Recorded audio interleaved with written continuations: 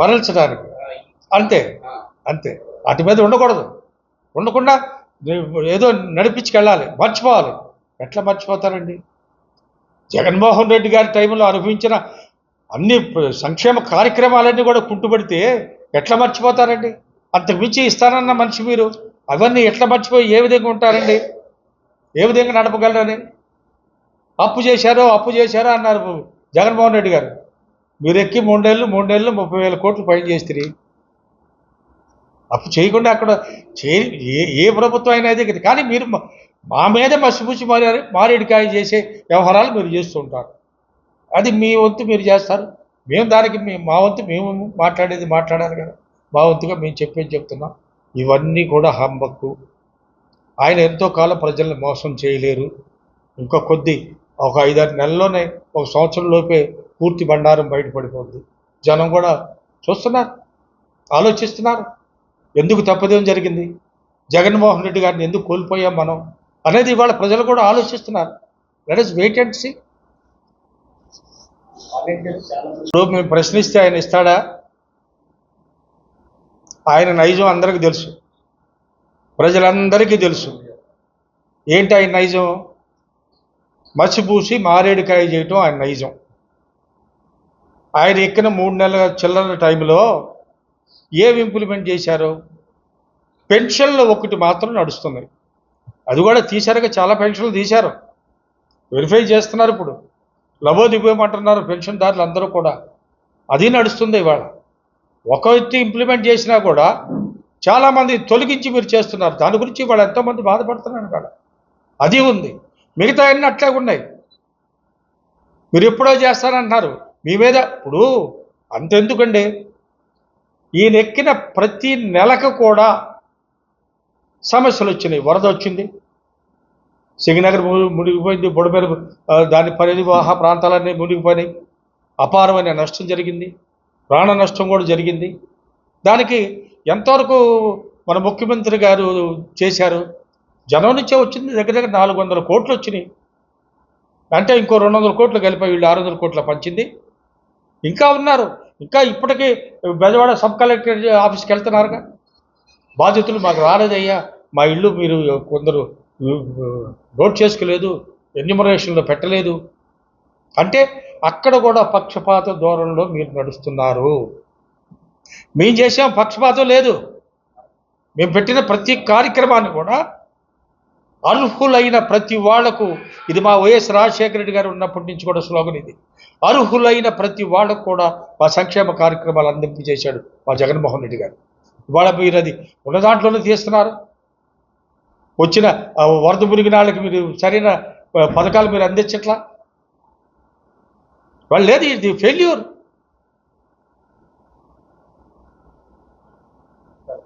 ఇది నా ఎక్స్పీరియన్సు, మా కుటుంబానికి ఉన్న రాజకీయ చరిత్ర, ఇవాళ నాకున్న జీలు, నేను చేస్తాను, నా గట్టి నమ్మకం, ఇది మా నాయకుల ముందు మేము ప్రదర్శించాను. నేను చేసి తీరుతానని నా మీద నమ్మకం ఉంచే మా జగన్మోహన్ రెడ్డి గారు నాకు ఈ పదవి వేశారు. ఆ నమ్మకాన్ని వమ్ము చేయను. ఇప్పుడు మీరు అన్నట్లుగా ఎంపీపీగా ఉండి మీకు అన్ని మండలాల్లో కానీ మీ మండలంలో ఇప్పుడున్న మండలం కానీ టౌన్ కానీ అన్ని పరిచయాలు మీకు ఉన్నాయని డెఫినెట్గా ఉన్నాయి, ఇప్పటికి ఉన్నాయి. ఆ పరిచయాల మీద అన్ని గ్రామాలకు వెళ్తా, అన్ని వార్డులు తిరుగుతా, టౌన్లో నా పాత పద్ధతిలోనే జనం దగ్గరికి వెళ్తా, ప్రజలతో మమైకం అవుతా, ప్రజల దగ్గరికి వెళ్తా. ఈవెన్ మంగళగిరి టౌన్ కానీ, మంగళగిరి మండలం కానీ, దుగ్గిరాల మండలం కానీ అన్ని చోట్ల కూడా ఇంటింటికి తిరిగే కార్యక్రమాన్ని చేపడతాను. తొందరలోనే మాకు రూట్ మ్యాప్ వస్తుంది. దాని ప్రకారంగా మేము నడుచుకునే కార్యక్రమాలు చేస్తాం. డెఫినెట్గా నేను మళ్ళా మన మంగళగిరిని ఎన్ని సంవత్సరాలకైతే మేము కాపాడుకున్నాం మా పార్టీని, అదేవిధంగా మేము కాపాడుకునే ప్రయత్నం చేస్తాం. డెఫినెట్గా మేము నిరూపించి తీరుతాం. ఇది పాత రోజుల్లో ఉన్నంత అమాయకంగా చంద్రబాబు గారిని నమ్మే స్థితిలో అయితే లేరు. అందరూ నవ్వుతున్నారు. ఒక్కొక్క నెలకి ఒక్కొక్క విధానాన్ని మసిపూసి మారేడుకాయ చేయడానికి కొత్త సృష్టిస్తారు. ఇప్పుడు లేటెస్ట్గా లడ్డూది అయిపోయింది, మళ్ళీ ఇది వస్తుందో చూడాలి. ఉద్యమానికి వాలంటీర్స్ ముందుకు వస్తున్నారు. వాళ్ళు వచ్చినప్పుడు వాళ్ళకి డెఫినెట్గా మా సహకారం వాళ్ళు ఉంటాయి. మా పార్టీ మేము భుజాన్ని వేసుకుంటాం, డెఫినెట్గా వేసుకుంటాం. ఇంకా నలుమూలల నుంచి కూడా ఉద్యమకారులు ఇంకా రావాల్సిందే. అది వస్తే ఆటోమేటిక్గా మేము కూడా వాటిలో పార్టిసిపేట్ చేస్తాం, ముందుకు వెళ్తాం, డెఫినెట్గా వెళ్తాం. మా వంతుగా మేము ఉద్యమాల ద్వారానే తెలియజేస్తాం, మంచిగా అడిగి చూస్తాం, అందరినీ సంబంధిత అధికారులను మేము అందరిని అడిగి చూస్తాం. కాకపోతే ప్రజా ఉద్యమ రూపంలో మేము మా నిరసనను మేము తెలియజేసే హక్కు మాకుంది కాబట్టి ఆ విధంగా మేము నిరసనలు తెలియజేసే కార్యక్రమాలు చేపడతాం. పార్టీ అధిష్టానం నిర్ణయించాలి కదా, నిర్ణయానుసారం ఎట్లయితే. చాలా దుర్మార్గమైన చర్య అండి. పిల్లలు మీరు చాలా చిన్నవాళ్ళు ఉన్నట్టున్నారు. ఆంధ్రుల హక్కు, విశాఖ ఉక్కు అని మా చిన్నతనంలో మేము అందరూ ఉద్యమంలో మేము కూడా చదువుకునే టైంలో వాటిల్లో పాల్గొనేవాళ్ళం. ఆ టైంలో చాలామంది పిల్లకాయలు కూడా చనిపోయారు. అంత ప్రాణత్యాగాలు చేసి విశాఖ ఉక్కు తెప్పించుకున్నాం మనం. ఇవాళ మా కళ్ళ ముందే వచ్చింది, మా కళ్ళ ముందే దాన్ని నాశనం చేయడానికి మాకు చాలా బాధగా ఉంది. అది తప్పుడు విధానం. ఎప్పుడూ కూడా బ్యాలెన్స్ అవ్వడానికి, సమతుల్యం అవడానికి ఆర్థిక సిస్టంలో ప్రైవేటైజేషన్లు కొన్ని ఉండాలి, ప్రభుత్వ సంస్థలు కూడా ఉండాలి. ఈ రెండు కూడా ఉంటేనే సమతుల్యంగా ఆర్థిక విధానం నడుస్తుంది. దానికి అక్కడ ముఖ్యంగా కార్మికులు కూడా వాళ్ళ హృదయ విదారకమైన పరిస్థితులు. అక్కడ కార్మికులు వాళ్ళు ఎన్నో ఏళ్ళుగా కష్టపడి మొన్న ఈ మధ్య 4,000 పైచులుగా కార్మికులను తీశారంట. ఇమాజిన్ చేయండి, అంత పెద్ద ఇండస్ట్రీలో 4,000 మందిని తీస్తే వాళ్ళ పొట్టను అరిచేతి పట్టుకుని బజార్లో వెంబడి పడితే అది ఎంతవరకు మనకి మంచిది? అది తప్పది, ఆ విధానం తప్పు. దాన్ని లాభాల్లో వచ్చే విధంగా ప్రభుత్వ పరంగా ప్రయత్నించండి. ఆ విధానం ఉంది. అంతకుముందు మా గవర్నమెంట్ ఉన్నప్పుడు మేము అడిగాం, ఆ గనులను మాకు అప్పచెప్పండి, మైనింగ్ ఓరు గనుల్ని మాకు అప్పచెప్పండి, అవి మన రాష్ట్రంలో ఉన్నాయి, అప్పచెప్తే ఆటోమేటిక్గా దానికి ఫీడ్ చేస్తారు, ఖర్చు తక్కువ వస్తుంది, వర్కౌట్ అవుద్ది, దాన్ని ఎత్తేయాల్సిన అవసరం ఉండదు, నష్టాల్లో నడవదు అని మేము క్లియర్గా చెప్పాం కూడా. ఆ విషయంలో చాలా దుర్మార్గమైన చర్య అది. మాత్రం ప్రయత్నం చేసుకోవాలి కదా. అప్పుడు నేనున్నాను. అంతకుముందు రాష్ట్రంలో టీడీపీ ఉన్న టైంలోనే నేను ఎంపీపీనయ్యా. రాష్ట్రంలో టీడీపీ ఉన్నప్పుడే ఇక్కడ మున్సిపాలిటీని సాధించాం. అన్నీ ఆ టీడీపీ ఉన్న టైంలోనే చేసాం. రేపు అదే చేస్తాం డెఫినెట్గా. మా ప్రయత్నం మేము చేస్తాం. నాకు అధికారం ఇచ్చారు, నాకు ఒక పదవి కట్టబెట్టింది కాబట్టి నా పార్టీకి అనుగుణంగా నేను డెఫినెట్గా నా పార్టీ పురోభివృద్ధికి నేను కష్టపడతా, నేను ప్రయత్నిస్తా, డెఫినెట్గా తీసుకొచ్చే ప్రయత్నాలు చేస్తా. ఆల్రెడీ ఓపెన్ చేశారు, ఇక్కడ జరుగుతుంది, మా పిల్లలు చేస్తున్నారు. ఇంకోటి మంగళగిరి ఆఫీసులో సిస్టమ్ ఇవాళ ఓపెన్ అవుతుంది. డెఫినెట్గా అక్కడ కూడా ఎన్రోలింగ్ జరుగుతుంది. అందరూ పట్టభద్రుల విషయం కూడా మేము పక్క కార్యక్రమాన్ని చేపడుతున్నాం. అట్లాగే రేపు అనగా 4వ తారీఖున మాకు జిల్లాకి కొత్తగా నియమించిన అంబటి రాంబాబు గారు కార్యక్రమం పెట్టారు వెంకటేశ్వర విజ్ఞాన మందిరంలో. రేపు సాయంత్రం 4 గంటలకి ఈ జిల్లాలో ఉన్న 7 అసెంబ్లీ కాన్స్టిట్యున్సీ నుంచి కూడా మా కార్యకర్తలు, అభిమానులు, నాయకులు మేమందరం కూడా హాజరవుతున్నాం దానికి. ఈ సందర్భంగా మా వాళ్ళందరూ కూడా మీ ద్వారా నేను తెలియజేస్తున్నా, అందరూ కూడా రేపు ఆ కార్యక్రమాన్ని జయప్రదం చేయవలసిందిగా నేను కోరుకుంటాను. అట్లాగే తెలుగుదేశం చేస్తున్న ఒక లడ్డు మాయ ఒకటి సృష్టించి వాళ్ళు ఇచ్చిన 6 సూత్రాలని వెనక్కి నెట్టారు. ఒక లడ్డు అనే ఒక భూతాన్ని తీసుకొచ్చి ఆయన వాళ్ళు అనౌన్స్ చేసిన 6 కార్యక్రమాలను కూడా తీసుకొని పక్కన పెట్టారు. అది వాళ్ళు నడుస్తుంది. వరుసగా కూడా నెలకొక కార్యక్రమాన్ని చేపట్టారు.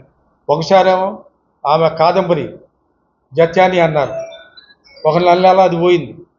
ఒక నెలేమో ఇక్కడ ఇంకొక కార్యక్రమం చేపట్టారు.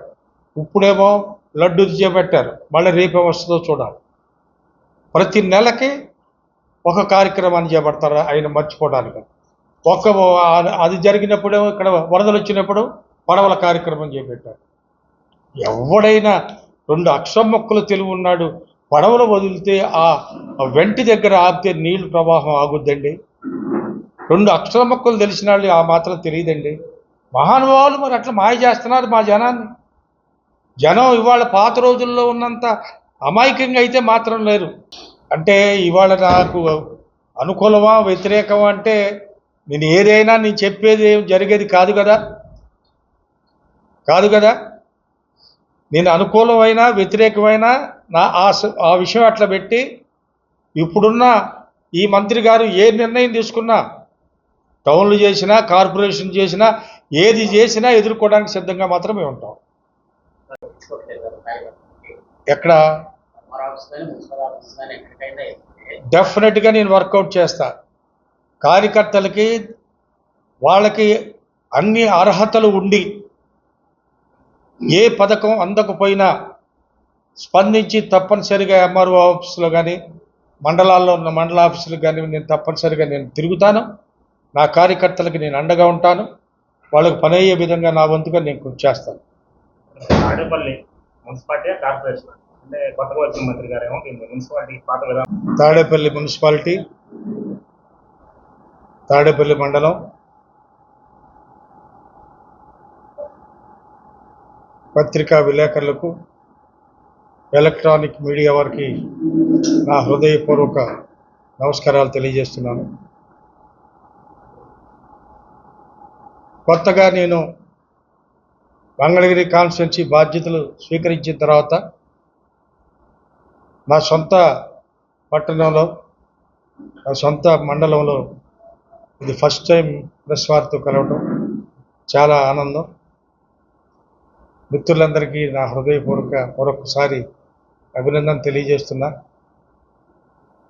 నేను మండల ప్రెసిడెంట్గా ఉన్నప్పటి నుంచి కూడా నాతో ప్రయాణం చేసిన మిత్రులు ఉన్నారు, పాత మిత్రులు. నేనేంటో రాజకీయాల్లో నా నడవడిక ఎలా ఉంటుందో, ఏ విధంగా మన ప్రాంతాన్ని అభివృద్ధి పదంలో తీసుకెళ్లేదానికి నా వంతుగా నేను ఎంతగా కృషి చేసేవాడినో ఇవన్నీ కూడా మీకు తెలుసు.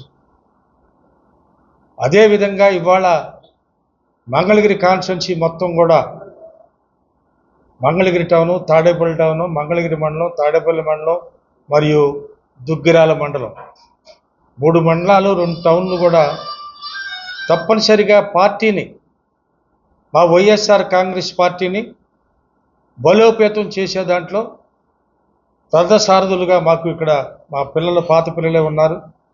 వేణు ఏదో అత్యవసర కార్యంలో రాలేదు, నాగయ్య ఉన్నాడు, మా కృష్ణమూర్తి ఉన్నాడు, అట్లాగే మా అబ్బాయి రామకృష్ణ ఉన్నాడు, మా సీన్ ఉన్నాడు కొల్లకొండ. ఇట్లా మా పాత కార్యకర్తలు అందరూ కూడా సిద్ధంగా ఉన్నారు.